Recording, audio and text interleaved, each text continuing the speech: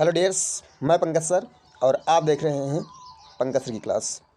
आज की इस वीडियो के माध्यम से आपको बताएंगे कि समास क्या होता है, समास की परिभाषा क्या होती है और समास को हम बिल्कुल सरल माध्यम से समझने का प्रयास करेंगे कि आखिर ये समास क्या होता है और समास किसे कहा जाता है। तो इसमें आप लोग देख सकते हो कि जहाँ पर दो या दो से अधिक शब्दों को आपस में मिला देने से एक शब्द का निर्माण होता है, उसे समास कहा जाता है। फॉर एग्ज़ाम्पल, जैसे यथाशक्ति, इसको मिलाने से यथाशक्ति का निर्माण हुआ, इसलिए यथाशक्ति क्या है, ये समास है। जिस प्रकार से संधि होती है उसी प्रकार से समास भी होता है। तो समास जहाँ पर दो या दो से अधिक शब्द जो सार्थक शब्द होते हैं वो यदि आपस में मिल जाते हैं तो उसी को क्या कहा जाता है, समास कहा जाता है। चलिए अब समझ लेते हैं कि समास के भेद क्या होते हैं, अर्थात समास कितने प्रकार का होता है। अब तक लिख दे रहा हूँ आपको, द्वंद्वी अब तक। इसकी सहायता से आपको याद करना। कैसे याद करोगे? दा लिखा है, इस दो का मतलब होता है द्वंद्व समास, दी का मतलब होता है द्विगु समास, आ का मतलब होता है अव्ययीभाव समास, बा का मतलब होता है बहुवीर समास, ता का मतलब होता है तत्पुरुष समास और का मतलब होता है कर्मधारय समास। इसमें इधर उधर लिखा है, आप लोग द्वंद्व अब तक इस माध्यम से भी लिखा जा सकता है। मैंने आपको समझाने के लिए इस प्रकार से लिखा हुआ है। तो आप इसमें से द्वंद्व अब तक में से कैसे इसको हम याद कर पाएंगे, तो बिल्कुल इस सूत्र का, इस ट्रिक का प्रयोग करके आप याद कर सकते हो कि समास कितने प्रकार के होते हैं। द्वंद्व, द्व का मतलब होता है द्वंद्व समास, दि का मतलब होता है द्विगु समास, आ का मतलब अव्ययीभाव समास, बा का मतलब बहुवीर समास, ता का मतलब तत्पुरुष समास, का मतलब कर्मधारय समास होता है। तो चलिए समझते हैं कि अव्ययीभाव समास क्या होता है। तो जो अव्ययीभाव समास होता है, इसमें आप लोग देख पा रहे होंगे कि अव्ययीभाव समास एक ऐसा पद होता है जिसमें कोई एक पद अव्यय उपसर्ग हो तथा दूसरा पद जो है वो संज्ञा के रूप में आता है, उसको क्या कहा जाता है, अव्ययीभाव समास कहा जाता है। अर्थात एक ऐसा पद, एक ऐसा शब्द समूह जिसे समस्त पद में कोई एक पद उपसर्ग होता है और दूसरा पद जो होता है वो संज्ञा होता है। मतलब दो पद होते हैं, जो प्रथम पद होता है उसमें क्या होता है, एक उपसर्ग दिया रहता है और उसके बाद वाला क्या होता है, संज्ञा होता है। जैसे अब यहाँ पर कुछ समास के पहले कौन कौन से उपसर्ग लगाए जा सकते हैं, जैसे अनु है, आ है, प्रति है, यथा है, भर है, हर है आदि। ये सभी कहाँ पर लगे होंगे, शब्द से पहले लगे होंगे। जो हमारा शब्द होगा, जो समस्त पद होगा, उसमें ये सारी चीज़ें पहले आएंगी। तो ये भी आप एक ट्रिक है कि इसके माध्यम से आप इसको अव्ययीभाव समास को याद कर पाओगे। अव्ययीभाव समास में जो प्रथम पद होता है वो क्या होता है, प्रधान होता है, और पहला में क्या लगा होता है, उपसर्ग लगा होता है। कैसे याद कर पाओगे? जैसे यहाँ लिखा हुआ है यथारुचि।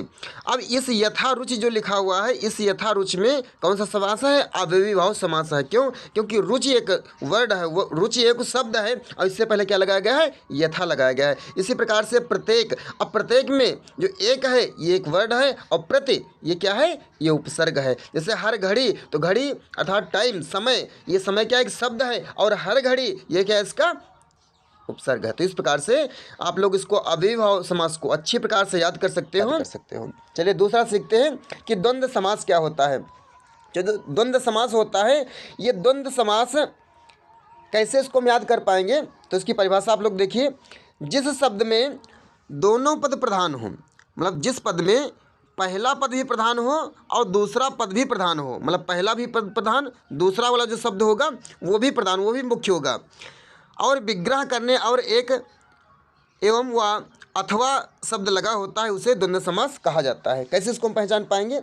जिन शब्दों में योजक चिन्ह, ये जो है ये एक योजक चिन्ह होता है। तो अगर जो इस प्रकार से योजक चिन्ह लगा हुआ है, मतलब किसी भी एक ऐसा शब्द समूह आ जाए जिसमें योजक चिन्हों का प्रयोग हुआ है, ये वाला, और इसमें दोनों जो पद होते हैं क्या होता है, प्रधान होता है। मतलब पहला पद भी प्रधान होता है और दूसरा पद भी प्रधान होता है।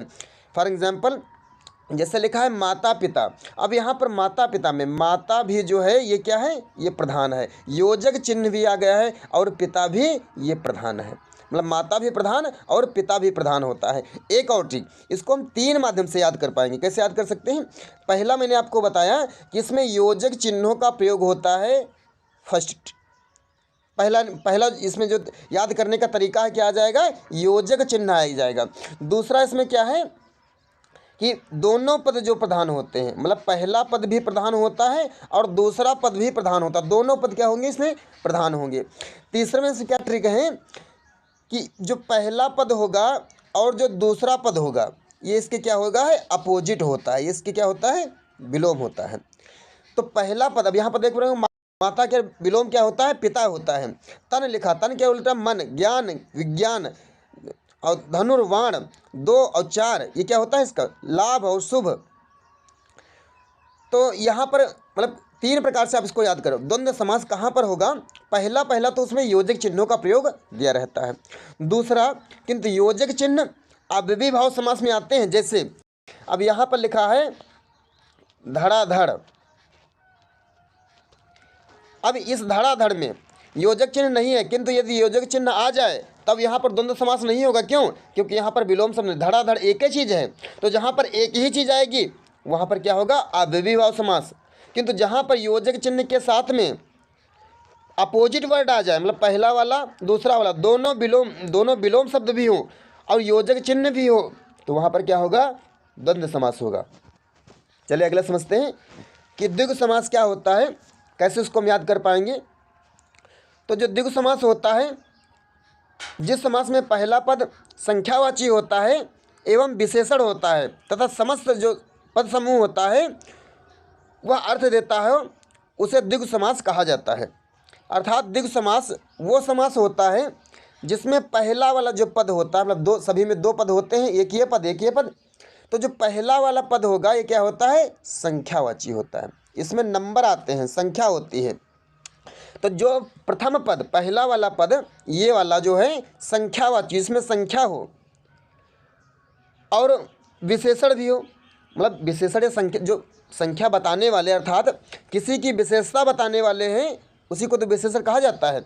अर्थात विशेषण वो शब्द होता है जो किसी नाउन या प्रोनाउन की विशेषता बताता है। तो यहाँ पर जैसे लिखा हुआ है तंत्र, अब तंत्र कैसे है, कौन सा तंत्र, पंचतंत्र लिखा है, तो 5 तंत्रों का समाहार, अर्थात ये पंच लिखा है, पंच क्या है, ये एक संख्यावाचक है। तो संख्या आपको पता चल जाएंगी 1 2 3 4 5 इस प्रकार से। तो जो संख्या होती है, तो संख्या किस में आती है, ओनली द्विगु समास में। पहला पद जो है ये संख्यावाची होता है और दूसरा पद होता है ये उन समूह, समस्त पद जो होता है उसका एक समूह होता है। पहला पद संख्यावाची होगा, दूसरा क्या है, इसमें विशेषण भी आएगा। जो पहला होता है वो क्या होता है, इसमें विशेषण आता है ये जो पहला पद दोनों समस्त पद होता है, तो पहला वाला जो समूह होता है इसमें क्या होता है, विशेषण होता है। तो इस हिसाब से आप जो है द्विगु समास को आसानी से याद कर पाओगे। चलिए अगला सीखते हैं कि कर्मधारय समास क्या होता है। तो जो कर्मधारय समास होता है, इसमें जहाँ पर उत्तर पद जो होता है, अर्थात दूसरा वाला जो पद होता है, तथा ऐसे शब्दों का मेल हो जिसमें एक विशेष तथा दूसरा विशेष होता है, या एक उपमेय तथा दूसरा क्या होता है, उपमान होता है। मतलब जहाँ पर एक उपमेय हो और एक उपमान हो तो वहाँ पर क्या होता है, कर्मधारय समास होता है। जैसे अब यहाँ पर लिखा है भवजल, कीर्तलता, भक्त सुधा, मुखारविंद, पुत्र रत्न, विरह सागर, पर्णकुटी, चल संपत्ति। अब यहाँ पर आप देख पा रहे होंगे कि इसमें जो उत्तर पद है, मतलब जो दूसरा वाला पद है, ये क्या है, ये प्रधान है। जैसे अब यहाँ पर लिखा है पर्णकुटी। अब इस पर्णकुटी में पर्ण का मतलब होता है पत्ता, और जो कुटी है, कुटी का मतलब होता है कुटिया घर, अर्थात जो कुटी है ये क्या है, ये प्रधान है। तो दूसरा वाला जिसमें पद प्रधान हो और पहला वाला जो ये पहला पद होता है, ये इसके साथ में जब लगाया जाता है तो ये एक उपमेय होता है और एक उपमान होता है। अर्थात पर्ण का मतलब होता है पत्तों, तो पत्तों से बनी हुई कौन बनी, कुटिया। तो इस प्रकार से जहाँ पर एक उपमेय हो और एक उपमान हो तो वहाँ पर क्या होता है, कर्मधारय समास होता है। जैसे भवजल अर्थात भव मतलब सागर और जल का मतलब होता है पानी, अर्थात जो पानी होता है वो पानी रूपी जो जल अर्थात जहाँ पर संसार है, तो भव का मतलब संसार, तो संसार ये भव रूपी जल उसको क्या बोलते हैं? भवजल। जैसे कीर्ति लता अर्थात कीर्ति रूपी लता, है ना। तो इस प्रकार से भक्ति की भक्ति सुधा अर्थात भक्ति रूपी सुधा। तो इस प्रकार से आप इसको आसानी से याद कर पाओगे कर्मधारय समास क्या होता है और कर्मधारय समास को हम कैसे याद कर पाएंगे। चलिए अगला सीखते हैं कि तत्पुरुष समास क्या होता है, कैसे इसको हम याद कर पाएंगे। तो जो तत्पुरुष समास होता है इसको हम कैसे याद कर पाएंगे कि जिस सामासिक शब्द का उत्तर पद जो होता है वो प्रधान होता है, जिसे तत्पुरुष समास कहते हैं। इसमें दोनों पदों के मध्य आने वाले जो परसर्ग होते हैं, जैसे के लिए है, को है, के लिए जो कारक होते हैं, इन सभी का क्या होता है? लोप होता है। ये सारी चीज़ इसमें नहीं आती हैं। अब जो तत्पुरुष समास होता है ये कई प्रकार से होते हैं। जैसे कर्म तत्पुरुष होता है, करण तत्पुरुष होता है, संप्रदान तत्पुरुष होता है, और अपादान तत्पुरुष होता है, संबंध तत्पुरुष होता है और अधिकरण तत्पुरुष होता है। मैंने आपको बताया है कि जो कारक होते हैं, कारक कितने होते हैं? 8 प्रकार से होते हैं। मतलब कर्ता कारक, कर्म कारक, करण कारक, इस प्रकार से 8 प्रकार से मैंने आपको कारक बताए हैं। तो यदि कोई कारक का इसमें प्रयोग हुआ है तो वो क्या कहलाया जाएगा? तत्पुरुष समास कहलाया जाएगा। चलिए अगला सीखते हैं कि बहुवीर समास क्या होता है। तो बहुवीर जो समास होता है एक ऐसा समास होता है जिसके समस्त पदों में से कोई भी पद प्रधान नहीं होता है। मतलब ना तो पहला पद प्रधान होता है और ना ही तो दूसरा पद प्रधान होता है, एवं दोनों पदों को मिला करके जो तीसरा वाला पद बनता है वो प्रधान होता है। जैसे अब यहाँ पर लिखा है त्रिनेत्र। अब ये जो त्रिनेत्र है इसमें आप लोग देख पा रहे होंगे कि इस त्रिनेत्र में पहला पद जो है क्या है? संख्यावाची है। तो आप लोग सोच रहे हो कि संख्यावाची, सर ये भी आपने ऊपर बता रहे कि संख्यावाची बहुवीर समास का नहीं होगा, किंतु इसमें आप बता रहे हो कि त्रि का मतलब 3 होता है और ये क्या होता है? संख्यावाची। मैंने अभी आपको बताया है कि जो संख्यावाची होता है वो द्विगु समास होता है, अर्थात पंचतंत्र 5 तंत्रों का समाहार। तो यहाँ पर मैंने बताया कि जो पद होता है पहला पद जिसमें संख्या आ जाए वो द्विगु समास होता है। बट यहाँ पर मैंने आपको बताया है कि जो बहुवीर समास होता है इसमें ना तो पहला पद प्रधान हो ना तो दूसरा पद प्रधान हो। यदि दूसरा पद प्रधान है और पहला पद संख्यावाची है तो वो क्या होगा? द्विगु समास होगा। किंतु जहाँ पर ना तो पहला पद प्रधान हो ना तो दूसरा पद प्रधान हो, पहला संख्यावाची है, ये लेना देना हमको नहीं है। हमको ये देखना कि पहला और दूसरा पद प्रधान नहीं है जबकि उससे बनने वाला कोई तीसरा पद प्रधान है, जैसे त्रिनेत्र। अब इस त्रिनेत्र में जो है कौन सा पद प्रधान है? ना तो त्रिप्रधान है ना तो नेत्र प्रधान है। इससे बनने वाला जो पद प्रधान हो किसको बोलते हैं? त्रिनेत्र शिव जी, अर्थात इसमें शिव जी क्या है? ये प्रधान है। तो इसलिए इसमें कौन सा समास होगा? बहुवीर समास होगा। तो बहुवीर समास वहाँ पर समास होता है जहाँ पर ना तो पहला पद प्रधान ना तो दूसरा पद प्रधान, जबकि इससे बनने वाला एक जो तीसरा पद होता है वो प्रधान होता है। तो वहाँ पर क्या होता है? बहुवीर समास होता है। तो इस प्रकार से मैंने जाना कि समास कितने होते हैं। तो समास टोटल कितने होते हैं? 6 प्रकार के होते हैं। अव्ययीभाव समास, तत्पुरुष समास, कर्मधारय समास, द्वंद्व समास, द्विगु समास और बहुवीर समास। पहला इसमें क्या होता है कि पहला वाला जो पद होता है ये उसमें उपसर्ग दिया रहता है। मतलब पहले वाले पद में क्या होगा? उपसर्ग होगा। दोनों में अब जहाँ ये से है जैसे रातों रात, अब ये रातों रात लिखा है। अब रातों रात में कौन सा समास होगा? इसमें अव्ययीभाव समास होगा। क्यों समास होगा अव्ययीभाव में? क्योंकि यहाँ पर रातों रात भले ही योजक चिन्ह आ जाए लेकिन हमको इस योजक चिन्ह से लेना देना कुछ नहीं है। क्यों? क्योंकि यहाँ पर रातों रात एक ही चीज़ आई हुई है। तो जहाँ पर एक ही पद प्रधान हो, जहाँ पर उपसर्ग लिखा हो, जहाँ पर शब्दों का विलोम शब्द ना हो, वहाँ पर अव्ययीभाव समास होता है। द्वंद्व समास कहाँ पर होता है? जहाँ पर अब द्वंद्व और अव्ययीभाव दोनों में याद रखिएगा, योजक चिन्ह दोनों में आ सकता है, किंतु अव्ययीभाव समास में योजक चिन्ह के साथ में विलोम शब्द नहीं दिया होगा। जैसे दोनों में कंपेयर करके आपको बताता हूँ। जैसे यहाँ पर लिखा हुआ है रातों रात, रातों रात, और इसमें लिखा है माता पिता, माता और पिता। गलती सबसे ज़्यादा आपसे इसी में होती है। अब यहाँ पर रातों रात माता पिता, आप लोग देख रहे हो कि इसमें भी योजक चिन्ह लगा हुआ है और इसमें भी योजक चिन्ह लगा हुआ है, तो दोनों ये एक ही के उदाहरण हो सकते हैं, या तो अव्ययी भाव के और या तो द्वंद्व समास के। कैसे इसको हम याद करेंगे? जो मतलब रातों रात लिखा है, ये रातों रात एक ही चीज़ है, रात और रात एक ही चीज़ का उसमें दोबारा प्रयोग हुआ है। माता पिता, यहाँ पर माता अलग चीज़, पिता अलग चीज़। माता भी प्रधान है और पिता भी प्रधान है, जबकि इसमें एक ही पद प्रधान है, दोनों पद प्रधान नहीं है।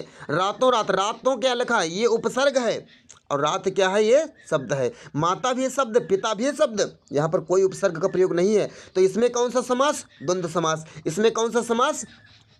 अव्ययी भाव समास। तो ध्यान रखिएगा कि जहाँ पर योजक चिन्हों का प्रयोग हो, पहला पद दूसरा पद विलोम शब्द हो, इधर वाला इधर में विलोम शब्द आ जाए, तो वहाँ पर क्या लगाइएगा? द्वंद्व समास। जहाँ पर रातों रात लिखा है, धड़ाधड़ लिखा है, चराचर लिखा है, तो इसमें कौन सा समास होगा? अव्ययी भाव समास होगा। तो इस बात का आप लोग बारीकी से ध्यान रखिएगा। आगे द्विगु समास। तो द्विगु जो समास होता है वो क्या होता है? प्रथम पद संख्यावाची होता है, बट प्रथम पद संख्यावाची दोनों में आता है। एक तो द्विगु समास और एक क्या होता है?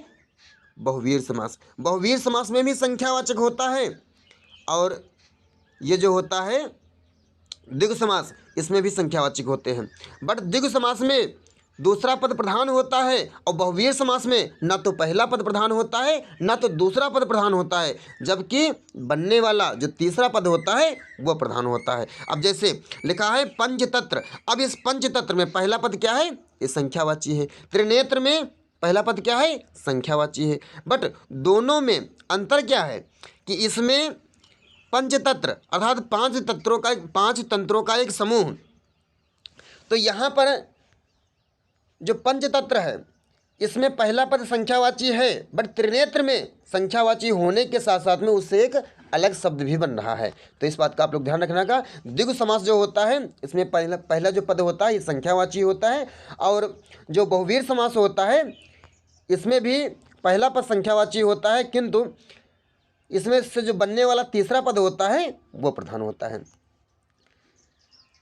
नेक्स्ट है तत्पुरुष समास। तत्पुरुष समास होता है जिस शब्द सामासिक एवं शब्द उत्तर पद प्रधान हो, मतलब दूसरा वाला पद प्रधान हो, उसे क्या बोलते हैं? तत्पुरुष समास कहते हैं। लास्ट है बहुवीर समास। तो बहुवीर समास में मैंने आपको बता रखा है कि जिसमें तीसरा पद ना तो पहला पद प्रधान हो ना तो दूसरा पद प्रधान हो, जबकि बनने वाला कोई एक तीसरा पद प्रधान हो, तो उसे क्या बोलते हैं? बहुवीर समास कहा जाता है। तो आई होप ये वीडियो आपकी पसंद आया होगा। यदि वीडियो आया है पसंद तो वीडियो को कीजिएगा लाइक, चैनल को करिएगा सब्सक्राइब, ताकि ऐसे ही आने वाली वीडियो की नोटिफिकेशन आपको बिल्कुल टाइम पर मिल जाए।